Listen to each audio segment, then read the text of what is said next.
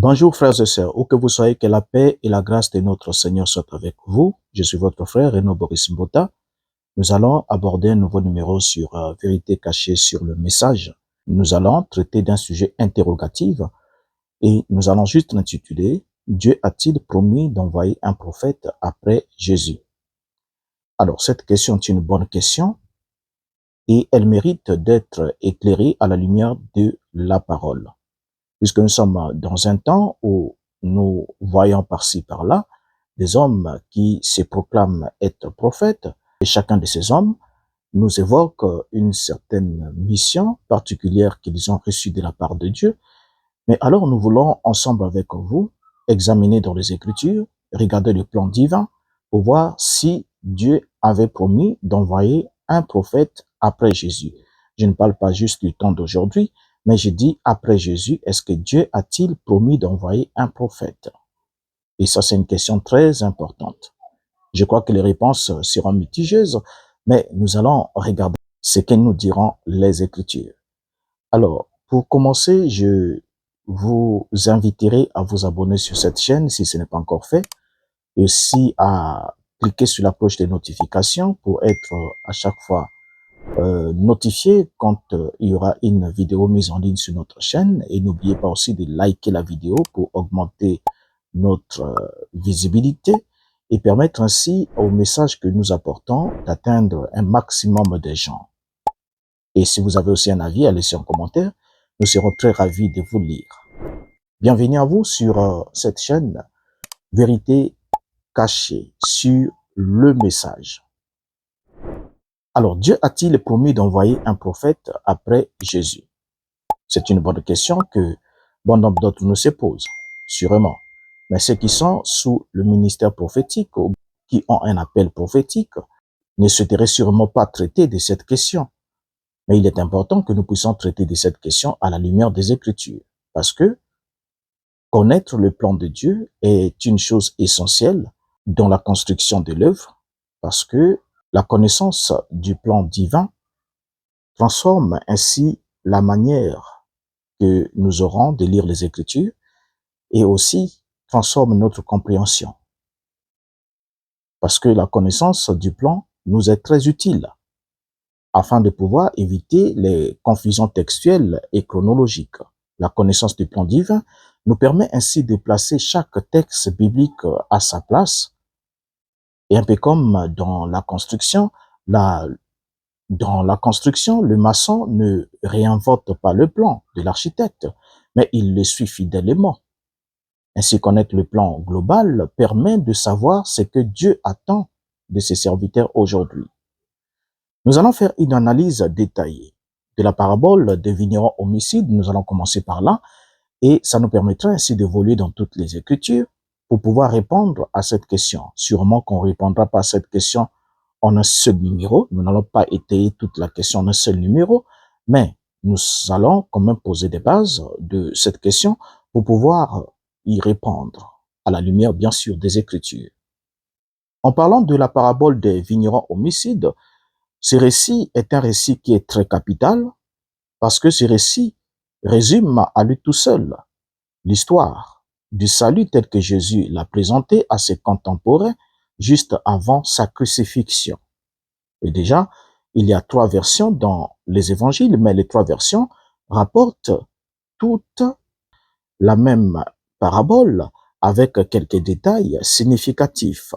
Déjà, la parabole est rapportée dans les 3 évangiles synoptiques. Elle est adressée directement aux principaux sacrificateurs, aux scribes, ainsi qu'aux pharisiens, aux anciens dans le temple de Jérusalem.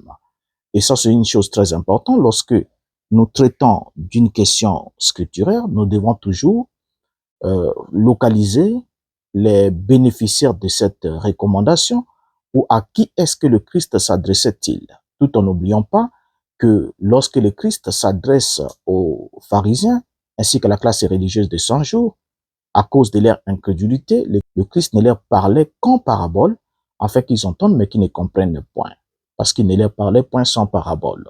Or, l'objectif pour lequel le Christ utilisait les paraboles, c'était pour leur cacher des informations et en même temps révéler des informations à ceux qui étaient des disciples. parce que les disciples avaient la possibilité de comprendre les paraboles parce que le Seigneur le leur expliquait, et les autres n'en avaient pas la possibilité, restaient dans le langage de la foule et puis étaient totalement aveuglés. Dans Matthieu chapitre 21, à partir du verset 33 jusqu'au verset 46, nous présente la version la plus longue de cette histoire, de cette parabole, axée sur le transfert du royaume. C'est un point très important, le transfert du royaume. Le royaume qui doit être retiré aux Juifs pour être donné à une autre nation. Et dans Marc chapitre 12, à partir du premier verset jusqu'au verset 12, c'est la version qui insiste le plus sur les statuts du Fils unique et présente ces derniers comme étant le dernier envoyé.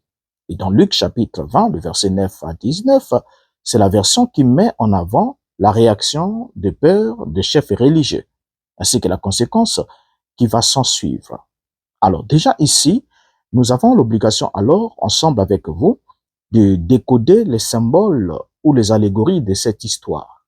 Et chaque élément de l'histoire possède ainsi une correspondance prophétique et historique bien précise qui nous permettra ainsi de comprendre exactement ce que nous sommes censés comprendre dans le déroulement du plan. N'oublions pas que c'est le Christ qui est ici, c'est lui qui maîtrise le plan du Père, c'est lui qui est le véritable constructeur et il a la lecture sur le plan de l'architecte, il ne peut pas modifier les termes du plan à sa guise. Dans Matthieu chapitre 21, le verset 33, nous lisons: Écoutez une autre parabole. Il y avait un homme, maître de maison, qui planta une vigne. Il l'entoura d'une haie, il creusa un pressoir et bâtit une tour. Mais il la ferma à des vignerons et quitta le pays. Ici, dans ce texte, c'est l'introduction que tous les trois évangélistes abordent.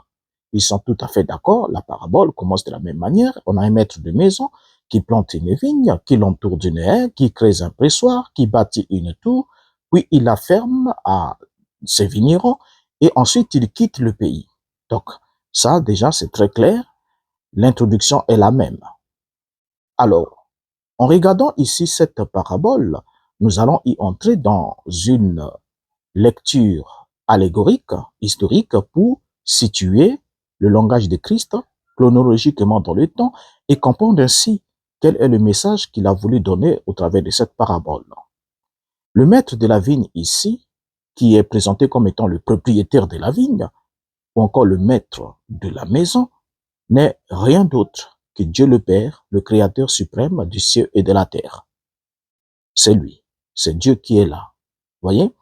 Et la vigne est le peuple d'Israël ou le privilège de gérer l'alliance divine. C'est une référence directe au champ de la vigne évoqué dans le livre d'Ésaïe, dans le chapitre 5, le verset 1er au verset 7. Mais nous lisons le verset 7 qui nous dit: La vigne de l'Éternel des armées, c'est la maison d'Israël et les hommes de Juda. C'est le plan qu'il chérissait. Il avait espéré de la droiture, et voici du sang versé, de la justice, et voici des cris de détresse. Voyez? Alors donc, la vigne ici, c'est la maison d'Israël. Donc là, nous avons le peuple d'Israël. Voyez? Et la haie, le pressoir, la tour, ce sont les différents soins attentifs de Dieu, ainsi que la loi qui protégeait et structurait le fonctionnement d'Israël. Donc, Dieu n'avait pas laissé Israël sans loi. Il leur avait donné une loi. Et les vignerons ici, ce sont des chefs religieux d'Israël, notamment les sacrificateurs, suivis des pharisiens et des scribes à l'époque de Jésus, à qui la gestion spirituelle du peuple avait été confiée. Alors, le passage nous parle du voyage du maître. Après avoir affermi la vigne aux vignerons, le maître va partir en voyage. Il va voyager. Et lorsqu'on parle de voyager, c'est-à-dire qu'il a quitté le pays, cela sous-entend qu'il y a eu un mouvement, il y a eu un déplacement. Alors lorsqu'on parle du maître qui a quitté le pays, le voyage du maître ici, le maître étant Dieu lui-même, à quel moment est-ce que Dieu avait-il voyagé, avait-il quitté le pays?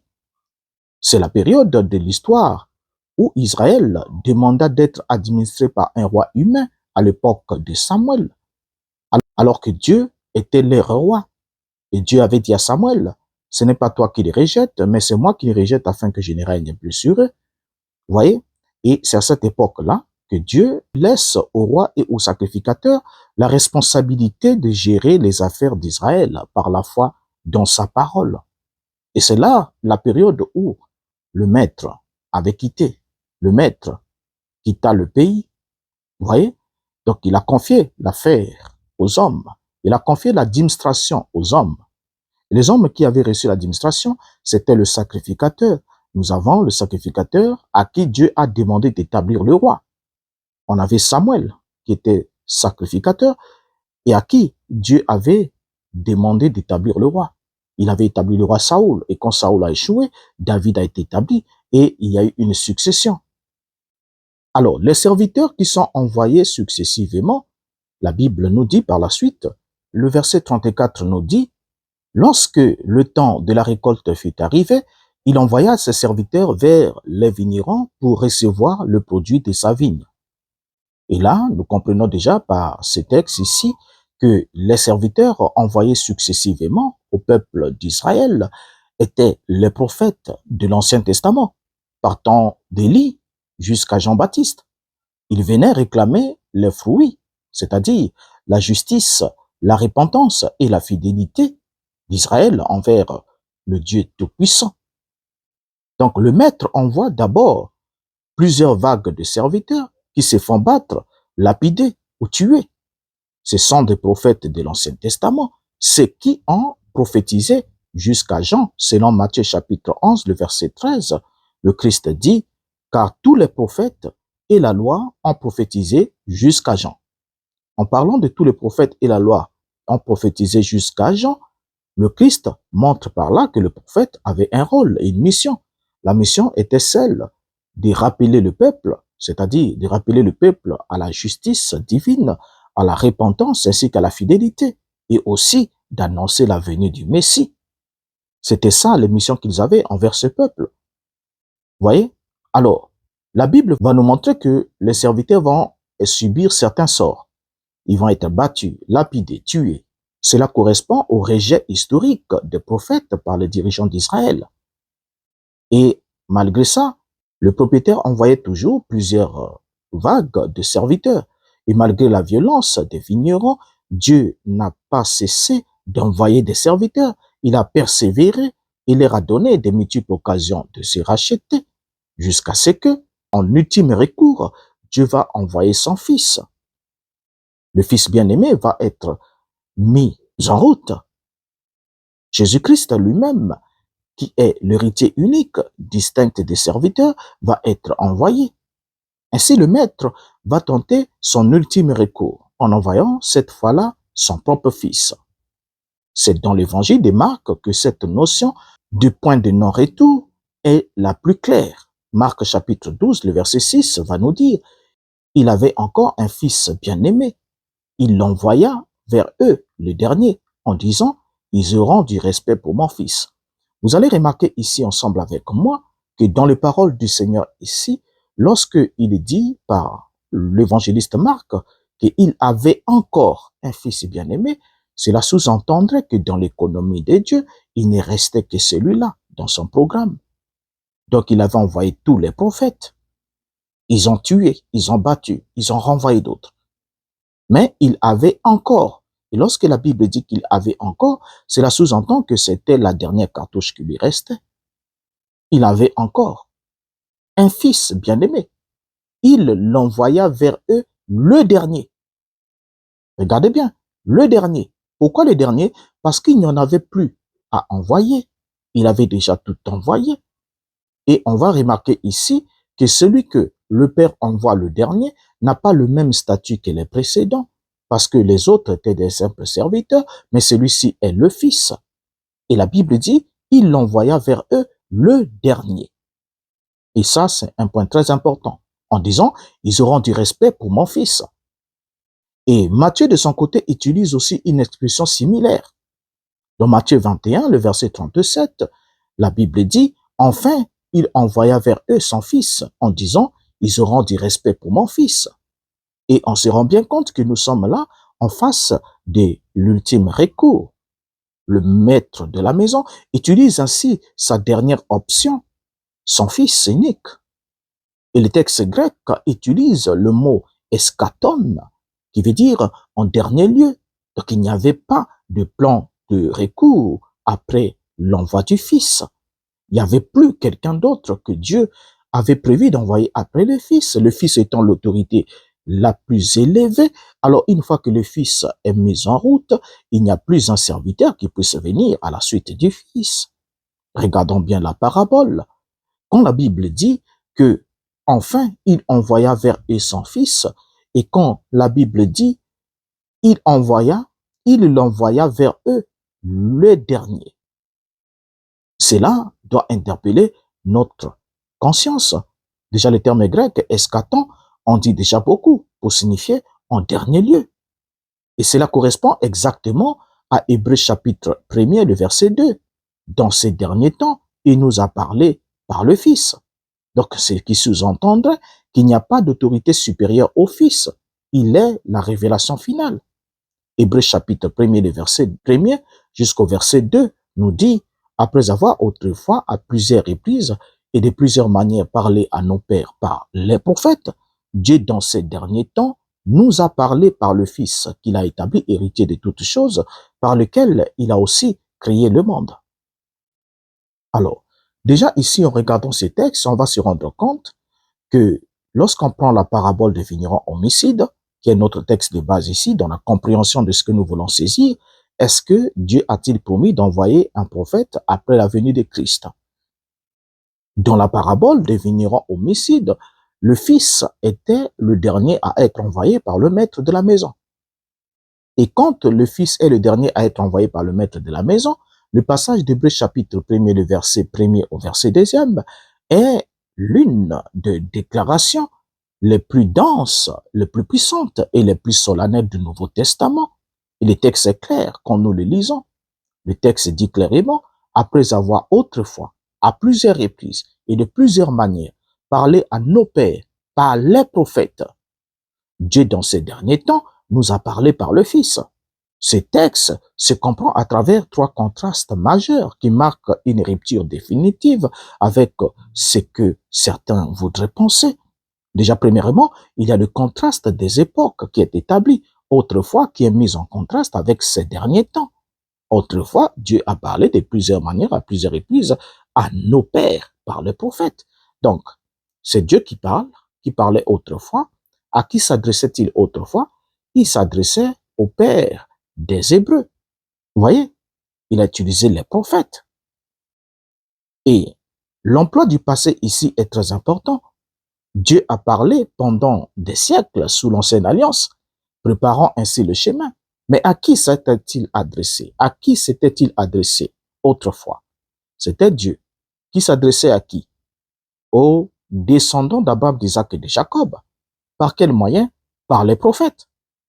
Et l'emploi du verbe au passé composé est très illustratif, très éloquent, parce qu'on nous a appris à l'école que le passé composé est le temps du verbe qui présente une action qui s'est accomplie dans le temps passé et qui s'est arrêtée dans le temps passé et qui ne se déroule pas pendant que le narrateur parle.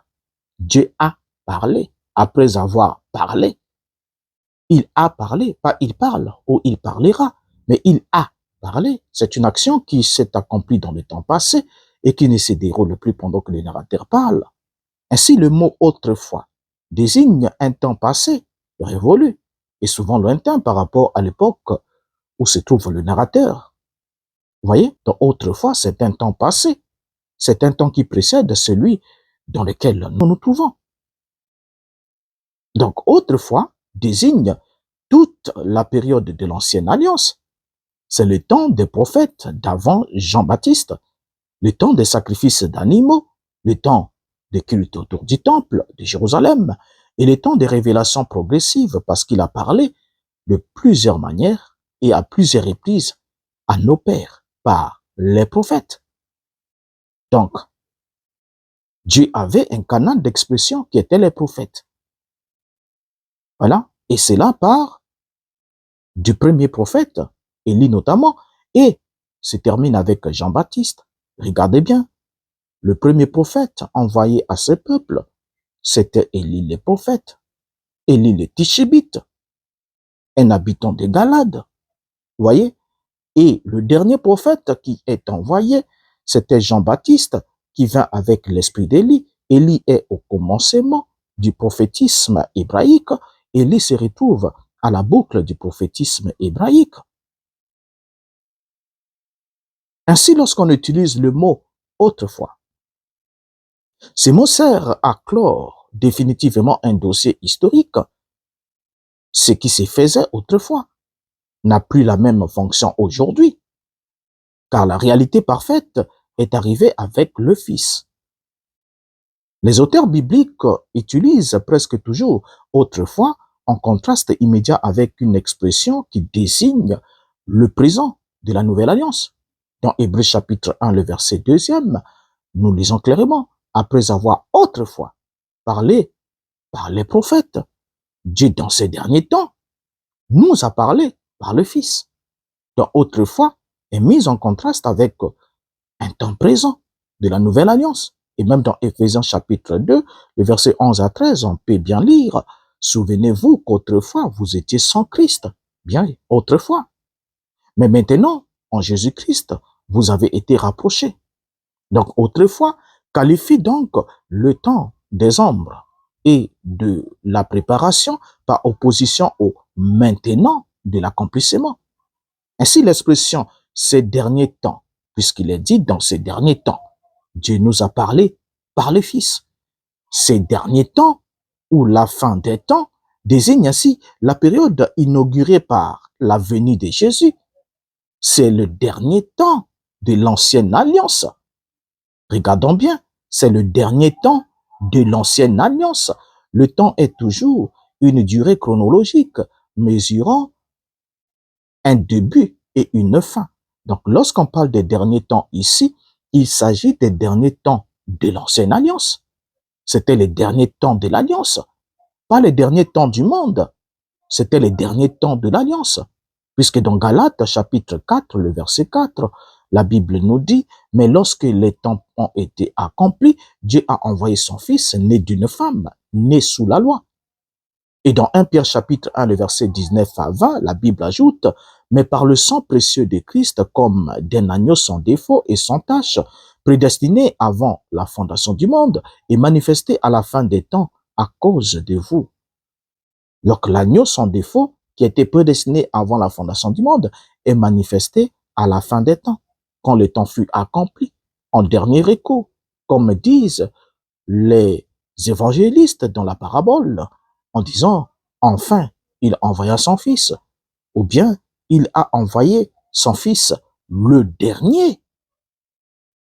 Donc ainsi, on comprend que lorsque la Bible utilise l'expression autrefois, en nous disant que autrefois Dieu parlait par morceaux, par vision, par songe ou par type de sacrifice du temple, c'était bien autrefois.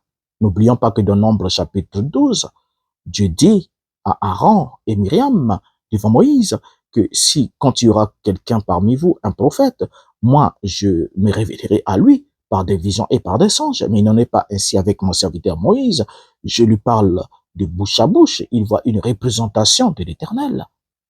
Voyez? Alors donc, Dieu a utilisé les visions, il a utilisé les songes, il a utilisé les types, il a utilisé les sacrifices, il a même utilisé les temples pour parler au peuple d'Israël, pour leur parler. Or, lorsqu'on arrive avec Jésus, quand ce dernier arrive, Jésus ne donne plus des fragments de messages, mais il donne sa parole finale et complète. Le Fils est la révélation ultime, et après lui, il n'y a plus de nouvelles vérités fondamentales à attendre. Non. Après la manifestation du Fils, il n'y a plus de vérité fondamentale à attendre. Absolument pas. Alors là, lorsqu'on arrive sur cette question, ça devient alors sérieux, puisque quand on regarde même les passages des Hébreux, la Bible nous dit clairement, Dieu nous a parlé par le Fils. Et là aussi, c'est un emploi du passé composé. Dieu nous a parlé par le Fils. La Bible ne nous dit pas Dieu parle par le Fils. Voyez, quand la Bible dit Dieu parle par le Fils, cela sous-entendrait que c'est au temps présent qu'il est en train de s'exprimer par le Fils, ce qui sous-entendrait qu'il pourrait toujours s'exprimer encore. Mais lorsque la Bible termine en disant « Dieu a parlé par le Fils », et la Bible est claire, ce sont les Hébreux. Celui qui écrit, c'est un Hébreu qui s'adresse à ses frères hébreux, descendants biologiques d'Abraham, d'Isaac et de Jacob, peuple de la première alliance, pour leur montrer que cette alliance, la toute première, a vieilli, elle a fait 100 ans, elle est prête à disparaître. Vous voyez bien? Maintenant, ici, lorsqu'il dit « nous a parlé », il ne dit pas « nous parle » ou « nous parlera ». « Nous a parlé » sous-entend que c'était le dernier canal d'expression de Dieu à l'endroit du peuple d'Israël. Dieu nous a parlé. Qui parle? Celui qui écrit. Le rédacteur, c'est un hébreu qui s'adresse à ses frères hébreux. Donc Dieu nous a parlé par le Fils. Le Fils était la dernière voix du recours de l'expression divine. Et vous allez remarquer que lorsque la parabole de vigneron homicide a été donnée, après que le maître de la maison ait envoyé le Fils, il n'a plus envoyé personne parce que le Fils était le dernier qu'il avait dans son économie. Alors maintenant, on va se poser certaines questions. Parce que derrière une question, peut toujours venir une autre question. Déjà, nous retenons ici ensemble avec vous qu'en ce qui concerne le peuple d'Israël, le dernier prophète qui leur a été envoyé, c'était Jean-Baptiste. Jean-Baptiste était le dernier prophète parce que la loi a été donnée à Israël. La loi et les prophètes ont prophétisé jusqu'à Jean. N'est-ce pas? Et là, c'est clair. Le dernier prophète envoyé à Israël était Jean-Baptiste. N'est-ce pas? Et à la suite de Jean-Baptiste, le dernier envoyé de Dieu, c'était Jésus, le Fils de Dieu, selon la parabole des vignerons homicides. Alors maintenant ici, on va se poser une question. Comment comprendre alors que Jésus va parler, promettre d'envoyer les prophètes et les apôtres dans le livre de Matthieu chapitre 23? C'est là que se trouve la bonne question. Parce que aujourd'hui, il y a certains groupes de gens qui se réunissent autour de certains hommes qui attribuent des qualités prophétiques majeures en disant que tout le peuple, tout le monde doit écouter cet homme-là parce qu'il est porteur d'un message, il est le prophète de cette génération, ou bien il est le prophète des nations, il est le prophète de l'âge, il est le prophète du temps de la fin, il est le prophète des derniers jours. Et nous entendons plusieurs fois ces expressions. Et quand vous dites à ces gens que le dernier prophète, c'était Jean-Baptiste, parce que certains les rétorquent en disant, non, mais Jésus a dit que la loi et les prophètes ont prophétisé jusqu'à Jean. Mais donc après Jésus, après Jean-Baptiste, il ne doit plus y avoir de prophètes. Oui et non. Oui et non. Pourquoi? Oui, parce que après Jean-Baptiste, il n'y a plus de prophètes envoyés à Israël. Il faut qu'on regarde bien ce point. Après Jean-Baptiste, il n'y a plus de prophètes à envoyer à Israël. Ce qui sous-entendrait que, lorsqu'on regarde par exemple le passage comme Malachie chapitre 4, Malachie chapitre 4 qui promet l'envoi d'Élie les prophètes, ne peut plus se réaliser après Jean-Baptiste. Ce n'est pas possible. C'est d'abord une promesse qui est faite au sein de la première alliance, descendant biologique d'Abraham, d'Isaac et de Jacob, une promesse faite à la nation d'Israël. Dieu leur promet l'envoi d'un prophète. Il leur dit qu'il leur enverra Élie le prophète avant que ce jour de l'Éternel arrive, ce jour grand et redoutable, le jour où il est censé dévouer le pays par interdit si Élie le prophète n'est pas reçu. Donc vous voyez que la promesse est faite sous la première alliance. Au peuple de la première alliance ne pouvait pas s'accomplir au-delà du ministère de Jean-Baptiste. Parce que Jean-Baptiste est la boucle des prophètes envoyés à Israël. Alors, Malachie chapitre 4, étant Élie le prophète ont promis à Israël, ne pouvait pas venir au-delà du ministère de Jean-Baptiste. Absolument impossible. Pour ceux qui aiment être logique avec les Écritures, une promesse de l'envoi d'un prophète à Israël après le ministère de Jean-Baptiste. Ce n'est pas possible. C'est absolument impossible. Lorsque Jésus est arrivé, lui qui est le fils du maître de la maison, il va quand même faire une déclaration qui va permettre à certains de vouloir s'accrocher pour dire, mais écoutez, mais comment est-ce que vous pouvez dire que Dieu n'envoie plus les prophètes comme les Élie, comme les Jérémie, les Ésaïe, alors que Jésus lui-même, dans Matthieu chapitre 23, 34, a dit qu'il enverrait des prophètes. Parce que c'est Jésus qui a dit dans Matthieu 11, la loi et les prophètes ont subsisté jusqu'à Jean. Et alors, comment comprendre les envoyés de Matthieu chapitre 23, le verset 34? Et là, ça va devenir très sérieux. Voyez? Alors, si le Fils est le dernier, pourquoi Jésus dit-il ensuite, je vous envoie des prophètes, des sages? C'est la question qu'on entend généralement. Relisons ces passages ensemble avec vous. Lisons ces passages ensemble avec vous. Matthieu chapitre 23, le verset 34. C'est pourquoi voici, je vous envoie des prophètes, des sages et des scribes. Vous tuerez et crucifierez les uns, vous battrez des verges les autres dans vos synagogues et vous les persécuterez de ville en ville. Verset 35, afin que retombe sur vous tout le sang innocent répandu sur la terre, depuis le sang d'Abel, le juste, jusqu'au sang de Zacharie, fils de Barachi, que vous avez tué entre le temple et l'autel. Et verset 36, je vous le dis en vérité, tout cela retombera sur cette génération. Alors, malhonnêteté oblige à un certain niveau. Vous allez entendre ces gens qui vous présenteront le passage, ils ne vous liront que le verset 34, ils ne vous liront pas la suite du passage comme nous l'avons lu. Quand on fait une lecture superficielle d'un verset biblique, on ne peut que tirer une compréhension superficielle et du coup, on peut lui faire dire n'importe quoi. Alors que le texte est bien structuré, il est clair. Et on peut retrouver le même passage ici dans Luc chapitre 11, le verset 49 à 51. C'est le même passage parallèlement qui dit, c'est pourquoi la sagesse de Dieu a dit, je leur enverrai des prophètes et des apôtres. Ils tueront les uns et persécuteront les autres, afin qu'il soit demandé quant à cette génération du sang de tous les prophètes qui a été répandu depuis la création du monde. Depuis le sang d'Abel jusqu'au sang de Zacharie, tué entre l'autel et le temple. Oui, je vous le dis, il en sera demandé quant à cette génération. Or, Jésus s'adresse ici premièrement aux scribes et aux pharisiens pour leur annoncer les épreuves que devront subir les messagers qui viendront de la part de Dieu. Mais à qui est-ce que Jésus s'adresse-t-il lorsqu'il dit « Je vous envoie ». Il ne s'adresse pas à l'humanité tout entière. N'est-ce pas? Je vous envoie des prophètes. À qui s'adresse-t-il?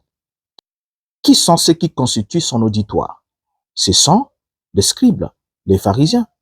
Alors, comment est-ce qu'on peut comprendre le contexte de ce texte? Il est important qu'on saisisse parce que le texte ici semble nous montrer que Jésus promet d'envoyer des prophètes, des sages, des scribes. Il va les envoyer. Donc, par rapport à ces versets, certains ont dit non, Jésus avait promis lui-même qu'il va envoyer des prophètes.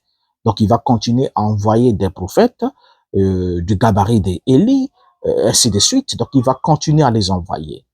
Maintenant, remarquez une chose ensemble avec moi. La promesse de Jésus ici est faite à qui? Elle est faite à Israël. Elle est faite à Israël et elle a un contenu bien précis. Les envoyer, donc Jésus envoie des prophètes, des sages et des scribes pour enseigner la vérité à Israël, la vérité rejetée à Israël. Regardez bien. Déjà, quand vous regardez ici, vous allez vous rendre compte que Jésus annonce qu'une partie d'entre eux subira la mort, la crucifixion et la torture dans des lieux de culte. Il parle même de la synagogue. Et il parle de la persécution, les violences qui se propageront d'une cité à l'autre sans répit. Et aussi, il évoque le fait que le rejet historique des prophètes et des envoyés de Dieu devait s'effectuer là, dans ce territoire. C'est ceux vers qui il enverrait ses prophètes, c'est ceux-là qui vont réagir exactement comme il l'a annoncé. Les prophètes envoyés par Jésus vers ces gens vont subir ce que Jésus a annoncé qu'ils subiront.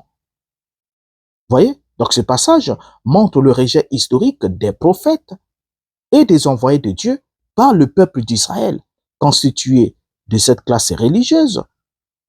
Donc il annonce ainsi la continuité des souffrances pour les témoins de la foi dans le récit biblique.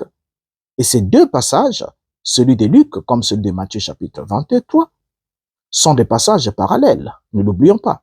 Ils rapportent la même parole de Jésus, mais transmise par des évangélistes différents. Ce que les deux textes ont de commun, au fond, c'est que Jésus annonce l'envoi des messagers divins et les rejets violents par les chefs religieux. Et c'est la même accusation que les deux textes portent. Les deux textes s'inscrivent ainsi dans un discours de reproche face à l'hypocrisie spirituelle des chefs religieux juifs. Et il y a une certaine nuance, c'est que l'auteur de l'envoi, dans Matthieu cite Jésus directement en disant « je vous envoie », tandis que Luc, de son côté, utilise une formule plus solennelle en disant « la sagesse de Dieu a dit ». Matthieu parle de prophètes, des sages et des scribes, termes très ancrés dans le monde juif, parce que le rédacteur mathéen s'était adressé au peuple juif. Mais par contre, Luc, lui, il s'adresse à un public plus large, notamment grécophone. Et il utilise les termes prophète et apôtre. Regardez bien. Or, Matthieu est le plus précis sur les supplices. Il parle de la crucifixion. Il parle de la flagellation dans les synagogues. Alors que Luc, lui, résume tout par tyran et persécuteront.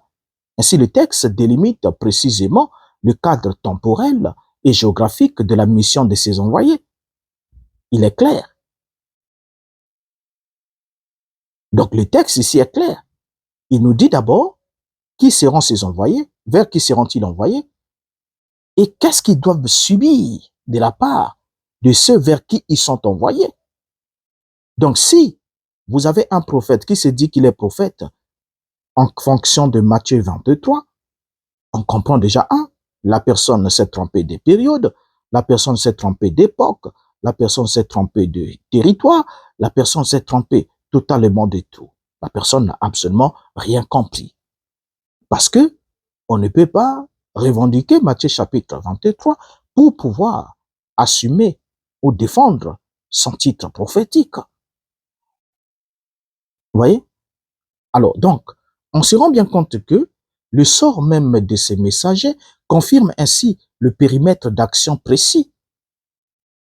Déjà, le cadre institutionnel, les synagogues qui étaient actives à cette époque, parce que Jésus parle de synagogues. La mention des flagellations dans vos synagogues, selon Matthieu 23, le verset 34, montre que la mission s'exerce au cœur même des institutions du judaïsme du 1er siècle. Donc cette mission s'exerce au cœur même des institutions du judaïsme du 1er siècle. C'est clair. Et ainsi, cela permet ainsi de situer l'action des envoyés à une époque où le système religieux juif est encore pleinement fonctionnel, avant la destruction de Jérusalem. Et en plus, il y a la borne temporelle finale, c'est la destruction de l'an 70. Le sang redemandé, parce que Jésus est clair. Les deux versets disent clairement la même chose. Dans les versets qui suivent immédiatement, Matthieu 23, le verset 35 à 36, comme Luc chapitre 11, le verset 50 à 51, Jésus affirme que tout le sang innocent, depuis le sang d'Abel jusqu'au sang de Zacharie, sera redemandé à cette génération. Laquelle? La génération qui va persécuter ses envoyés. Cette même génération à laquelle Jésus s'adressait, qui va avoir quelle attitude?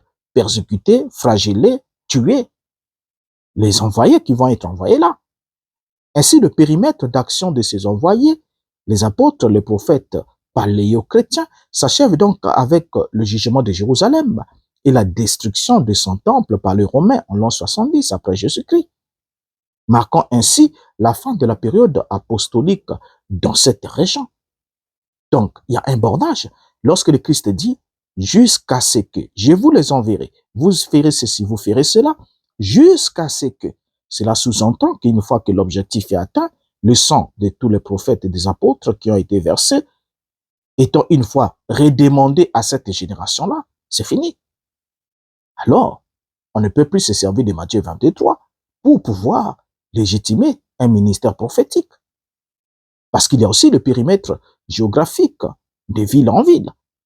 Déjà, l'expression « vous les persécuterez de ville en ville » annonce la fuite des premiers chrétiens face aux persécutions locales, comme la dispersion qui a eu lieu après la mort d'Étienne dans les Actes des Apôtres.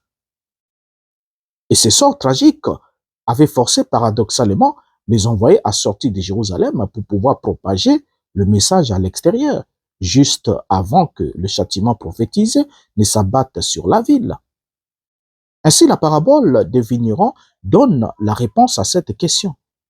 Ces prophètes et apôtres de l'Église primitive ne sont pas envoyés par le Maître, c'est-à-dire le Père, comme une nouvelle catégorie d'héritiers, mais ce sont des ambassadeurs et les témoins directs du Fils déjà venus.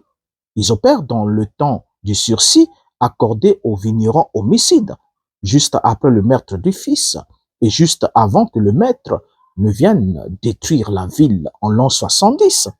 Regardez bien, le texte est clair. Donc, ces ministères-là doivent s'exercer jusqu'à ce que le sang soit redemandé. Une fois que le sang est redemandé, il n'y a aucune légitimité que Dieu puisse exercer. Dieu puisse encore mandater les prophètes, les scribes et les sages. Et envers qui devait-il les envoyer? Donc, ce ministère de Matthieu chapitre 23 était un ministère qui devait agir dans une période bien définie. Donc, les prophètes ont bien prophétisé jusqu'à Jean. Matthieu 11, 13 nous l'a dit. Car l'époque de la révélation fragmentaire et préparatoire est close. Les prophètes ont bien prophétisé jusqu'à Jean. Matthieu 11, verset 13. Car l'époque de la révélation fragmentaire et préparatoire est close. Ainsi, les prophètes et scribes que Jésus envoie ensuite de ville en ville, selon Matthieu 23, verset 34, ne viennent pas ajouter une nouvelle loi. Ils sont des messagers de ses fils uniques, envoyés pour proclamer que la révélation finale est arrivée et que le temps presse avant le jugement. Ainsi, les ministères évoqués ici ont un périmètre temporel, chronologique et territorial bien défini. Ces versets créent bien sûr une tension théologique très intéressante avec Matthieu 23, le verset 34, où Jésus dit qu'il va continuer à envoyer des prophètes. C'est vrai qu'il a dit qu'il va continuer à envoyer des prophètes, mais seulement les prophètes jusqu'à Jean, ils avaient pour rôle d'annoncer la venue future du Messie. Jean le Baptiste est le dernier de cette lignée, car il montre le Messie présent de ses propres yeux. Mais les prophètes envoyés par Jésus dans Matthieu chapitre 23, le verset 34, n'annoncent plus un Messie à venir. Ils témoignent que le Messie est déjà venu et qu'il est mort et qu'il est ressuscité. Et ils appellent ainsi le peuple à se repentir avant le jugement de l'an 70. Voyez? Alors donc, la période qui va jusqu'à Jean ferme ainsi l'époque de la préparation. Ainsi, l'envoi des prophètes et scribes par Jésus ouvre l'époque de la proclamation de l'évangile, et même si le titre reste le même en disant prophète, mais leur fonction a changé. Les prophètes envoyés par Jésus n'écrivent plus l'Ancien Testament comme c'est envoyé par le Père. Ils expliquent plutôt l'accomplissement des prophéties en Jésus. C'était ça leur mission, de pointer Jésus. Ils expliquent l'accomplissement des prophéties en Jésus. Donc, en disant que la loi et les prophètes allaient jusqu'à Jean, Jésus montre que le peuple n'avait plus d'excuses. Après le ministère de Jean, le peuple n'avait plus d'excuses et que les nouveaux envoyés qu'il va envoyer de ville en ville, selon Matthieu 23, le verset 34, sont l'ultime appel de Dieu à cette génération avant que le sang des prophètes du passé ne lui soit redemandé. C'est l'ère de l'accomplissement final, c'est la même qui précède le jugement de la génération dont parlait Matthieu chapitre 23. Alors, on comprend ensemble avec vous que si on veut répondre à cette question le plus simplement possible, il n'y a plus de prophètes promis à Israël après la venue de Jésus. Ça n'existe pas. Ça n'existe pas. Et vous allez constater ensemble avec moi que lorsque Jésus dit tous les prophètes ont prophétisé jusqu'à Jean, cela sous-entend que Jean est le dernier. Et s'il y avait une promesse prophétique devant se réaliser en faveur d'Israël, alors cette promesse était censée s'accomplir avant la venue des gens ou avec la venue des gens, mais pas au-delà. Et du coup, Malachie chapitre 4 est une promesse qui s'est accomplie avec la venue des gens. Et Jésus, en annonçant dans Matthieu 23 qu'il enverrait des prophètes et des sages, il annonce quelque chose de bien précis. Il est bien précis. À qui devait-il envoyer ces prophètes? Et quel était le sort réservé à ces prophètes? Et quelle était alors la réponse définitive que Dieu aurait à donner du traitement de ces prophètes? Et cela a eu lieu en l'an 70 avec la destruction du temple de Jérusalem, mettant ainsi fin à la première alliance et inaugurant complètement la nouvelle alliance, l'alliance de l'esprit, où les choses ne sont plus comme dans la première alliance. Alors, lorsqu'on traite une question, une autre se posera toujours, puisque nous allons revenir ensemble avec vous au prochain numéro pour voir la mention de prophète dans Éphésiens chapitre 4. Quand la Bible dit, étant monté en haut, il a fait des dons aux hommes. Il a fait des dons aux hommes. Là aussi, c'est le passé composé, mais que nous allons décrypter au prochain numéro. Il a fait des dons aux hommes. Pourquoi a-t-il fait des dons? Pourquoi utilise-t-il le passé composé? Est-ce que cela sous-entendrait que les dons étaient répandus de façon permanente? Ou encore, c'était dans un objectif bien précis? Et dans quel but? Jusqu'à quand? Et une fois qu'on aurait atteint le terme, qu'adviendra-t-il bien après? Est-ce qu'aujourd'hui, nous pouvons nous revendiquer être prophètes, apôtres, docteurs, pasteurs, évangélistes, sans problème, sans être en porte-à-faux à la lumière des Écritures? C'est ce que nous serons au prochain numéro. Alors ne manquez pas de vous abonner et de laisser votre avis en commentaire. Nous serons toujours ravis de vous lire et de savoir ce que vous en pensez et aussi vos suggestions pour que nous puissions nous attendre davantage à l'esprit afin qu'il nous ouvre davantage la compréhension de sa parole. Merci d'avoir compris que nous sommes dans un espace chronologique bien précis. En d'autres termes, toutes ces prophéties-là, ces prophéties relatives à l'envoi des prophètes, se sont achevées avec la destruction du temple de Jérusalem. Vous pouvez bien les comprendre ensemble avec moi. Matthieu chapitre 23, ces prophéties-là se sont achevées là, avec la destruction du temple de Jérusalem en l'an 70. Mais il reste à comprendre, comme nous l'avons dit, Éphésiens chapitre 4, le verset 8 à 11. Nous y reviendrons par la grâce du Seigneur. Et jusqu'à ce qu'on se retrouve, portez-vous bien. Que la grâce du Seigneur soit avec chacun d'entre vous. Et n'oubliez pas de vous abonner sur la chaîne si ce n'est pas encore fait. Et de partager. Au revoir et à la prochaine.